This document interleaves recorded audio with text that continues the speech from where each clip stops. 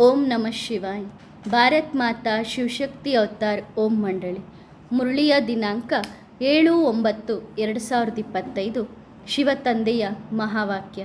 Revise course 15/7/2021. ಪ್ರತ್ಯಕ್ಷತೆಗೆ ಆಧಾರ.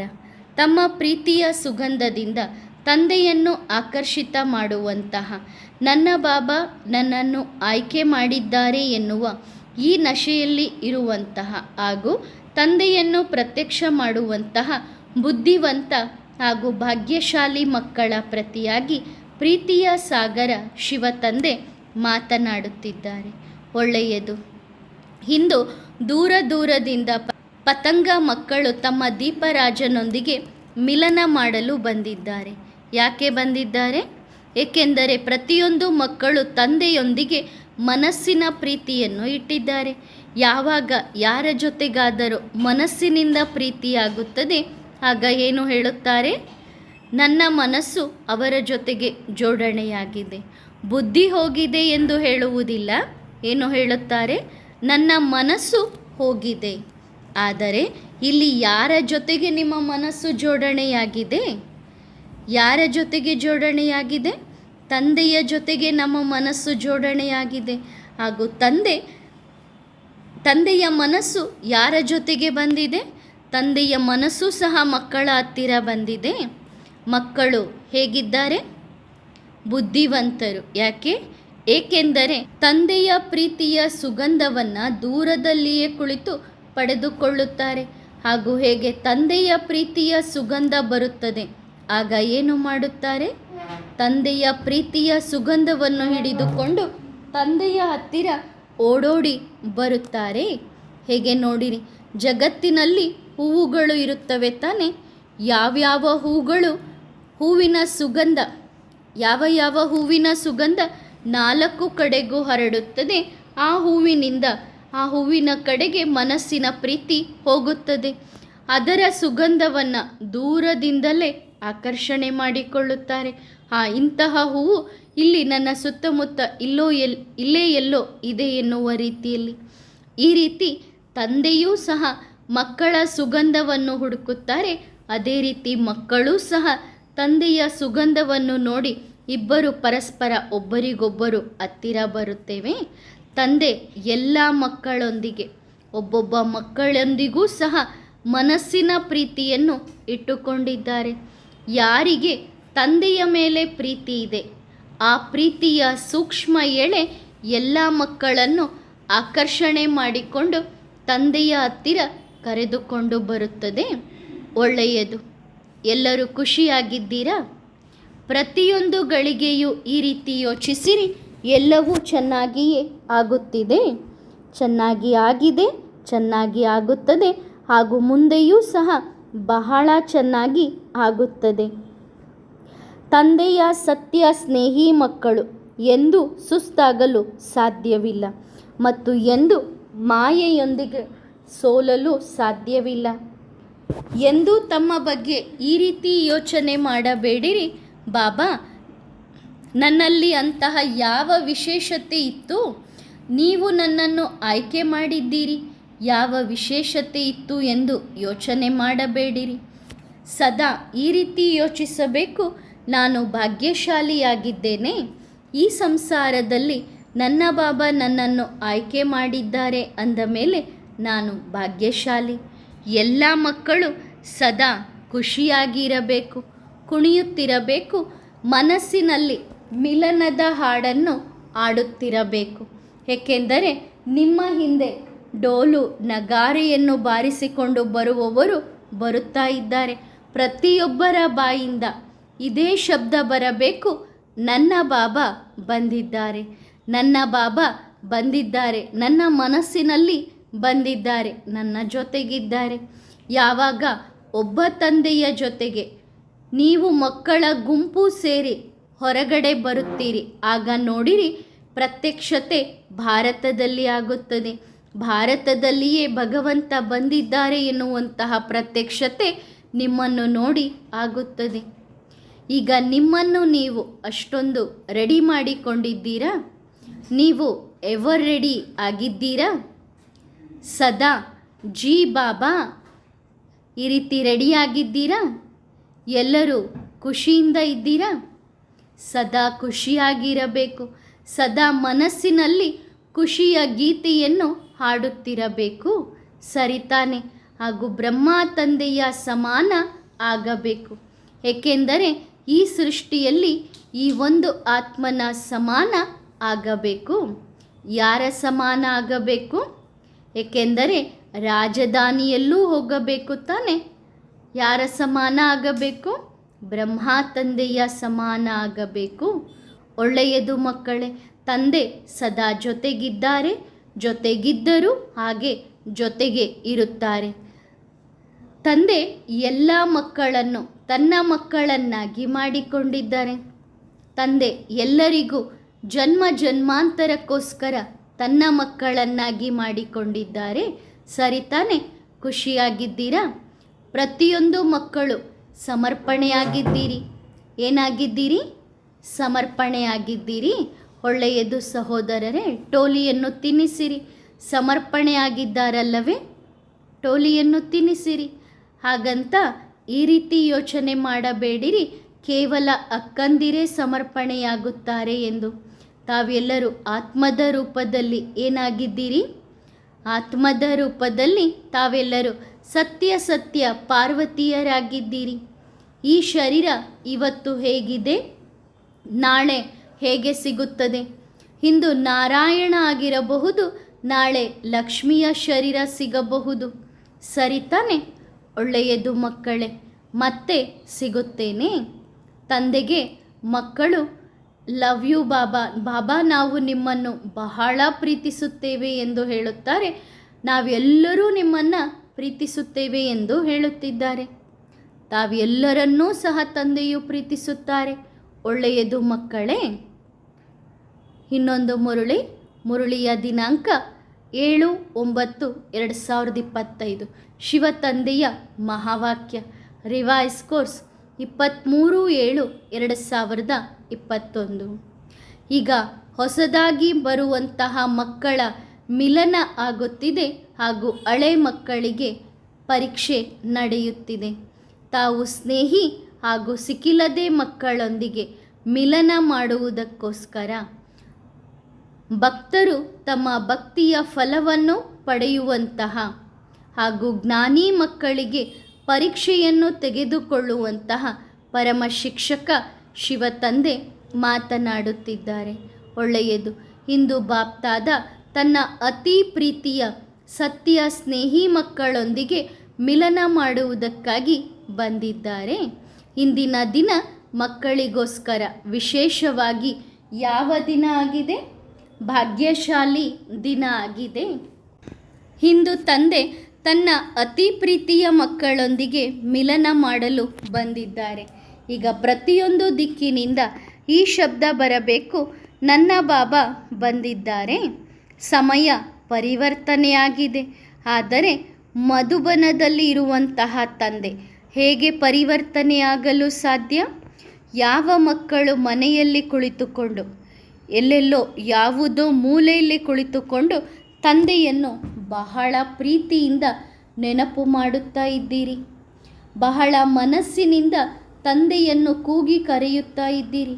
ತಂದೆ, ನಾವು ಈಗೀಗ ಬಂದಿದ್ದೇವೆ, ಈಗೀಗ ಜ್ಞಾನದಲ್ಲಿ ಬಂದೆವು, ಈಗೀಗ ನಮಗೆ ನಿನ್ನ ಪರಿಚಯ ಸಿಕ್ಕಿದೆ, ಆದರೆ ನೀವು ಹೊರಟು ಹೋಗಿದ್ದೀರಿ. ತಂದೆ ಇಂತಹ ಅತಿ ಸ್ನೇಹಿ ಮಕ್ಕಳನ್ನು ಬಿಟ್ಟು ಹೋಗುತ್ತಾರೇನೋ? ಹೋಗುತ್ತಾರಾ? ಹೇಗೆ ಆತ್ಮ ಶರೀರವನ್ನು ಪರಿವರ್ತನೆ ಮಾಡುತ್ತದೆ ಅಲ್ಲವೇ? ಅದೇ ರೀತಿ ತಂದೆ ತನ್ನ ಮಕ್ಕಳೊಂದಿಗೆ ಮಿಲನ ಮಾಡುವುದಕ್ಕೋಸ್ಕರ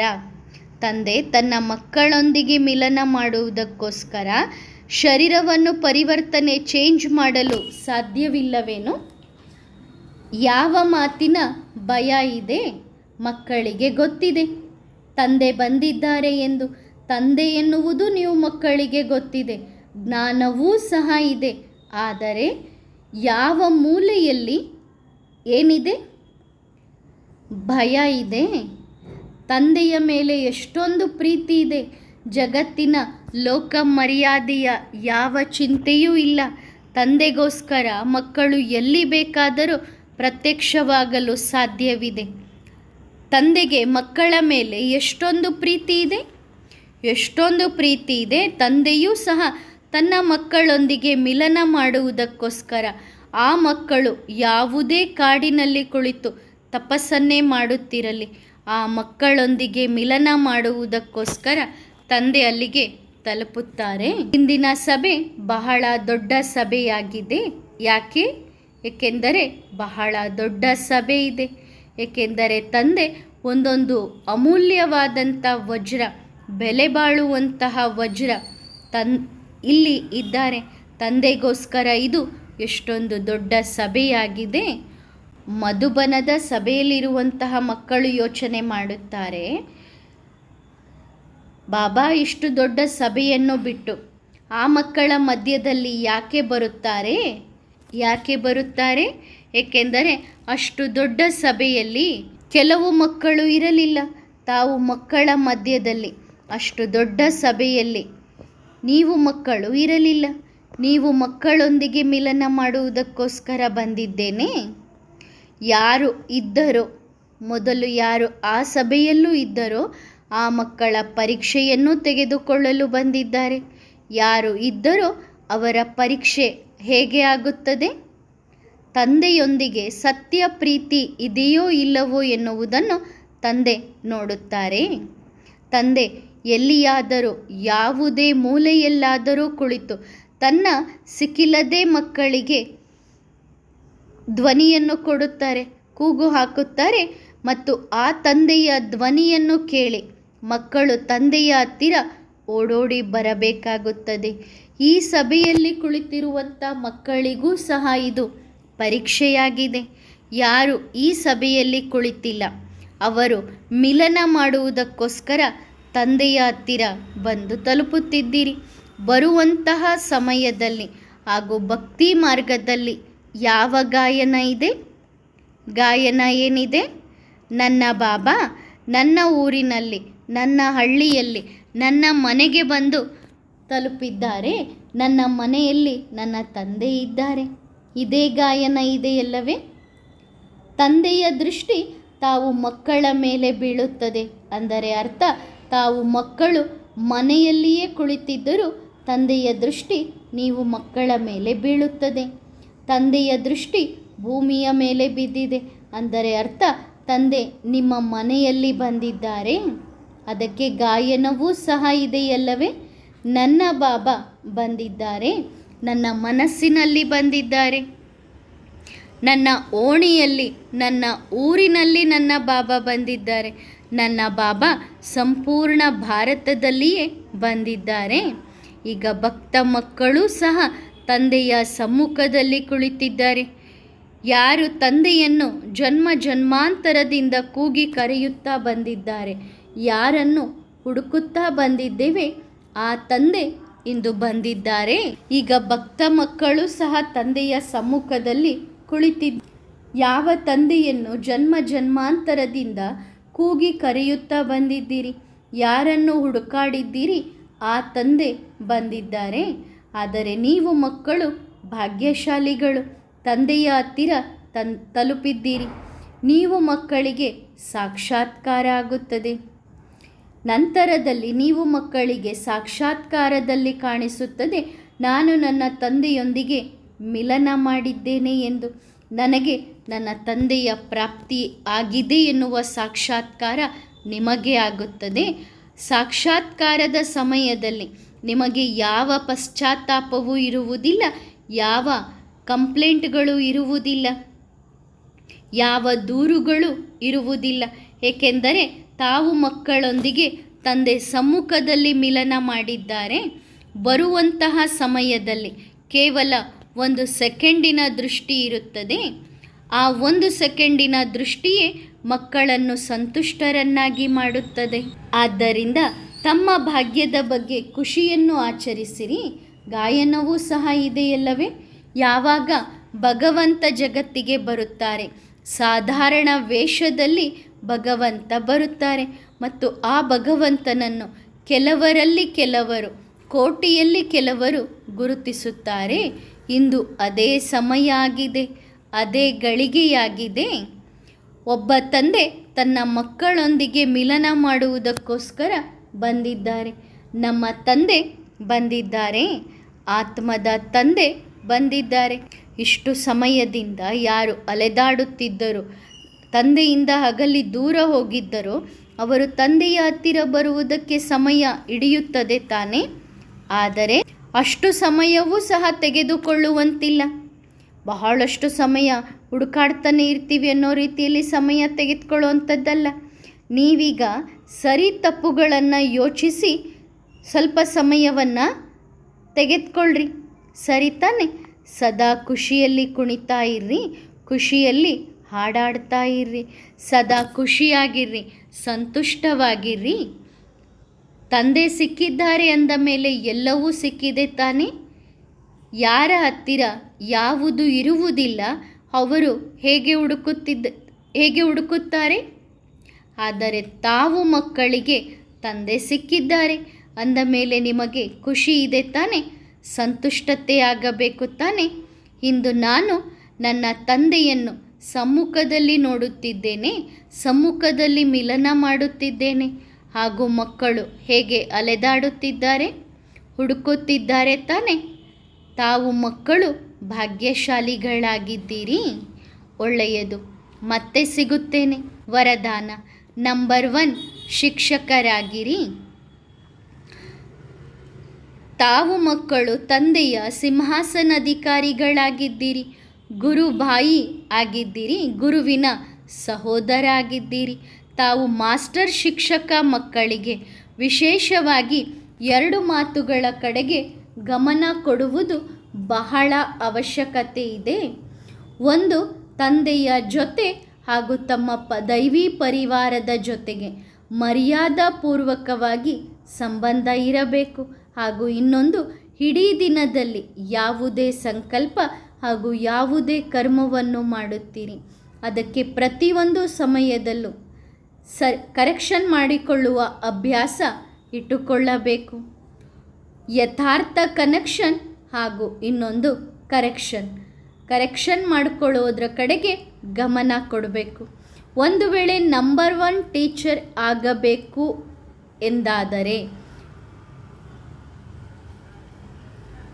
ಯಾವುದೇ ಧಾರಣೆಯಾಗಿರಲಿ ಮೊದಲು ಸ್ವಯಂ ಮಾಡಿಕೊಂಡು ನಂತರ ಅನ್ಯರಿಗೆ ಹೇಳಬೇಕು. ಆದರೆ ಸ್ವಯಂ ಮಾಡುವುದಿಲ್ಲ, ಕೇವಲ ಅನ್ಯರಿಗೆ ಹೇಳುತ್ತೇನೆ ಎನ್ನುವ ರೀತಿ ಇರಬಾರದು. ಯಾರು ಅನ್ಯರಿಗೆ ಡೈರೆಕ್ಷನ್ ಸಲಹೆಯನ್ನು ಕೊಡುತ್ತಾರೆ ಅವರು ಮೊದಲು ಸ್ವಯಂನಲ್ಲಿ ನೋಡಿಕೊಳ್ಳಿರಿ, ಇದನ್ನು ನಾನು ಧಾರಣೆ ಮಾಡಿಕೊಂಡಿದ್ದೇನಾ, ಇದು ನನ್ನಲ್ಲಿ ಇದೇನಾ ಎಂದು ನೋಡಿರಿ. ಶಿಕ್ಷಕ ಅಂದರೆ ಅರ್ಥ ಶಿಕ್ಷಣ ಹಾಗೂ ಶಿಕ್ಷಾ ಸ್ವರೂಪ ಎರಡನ್ನೂ ಬ್ಯಾಲೆನ್ಸ್ ಇಟ್ಟುಕೊಳ್ಳುವಂಥವರು. ಅರ್ಥ ಆಯಿತಾ? ಒಳ್ಳೆಯದು. ಓಂ ನಮಃ ಶಿವಾಯ.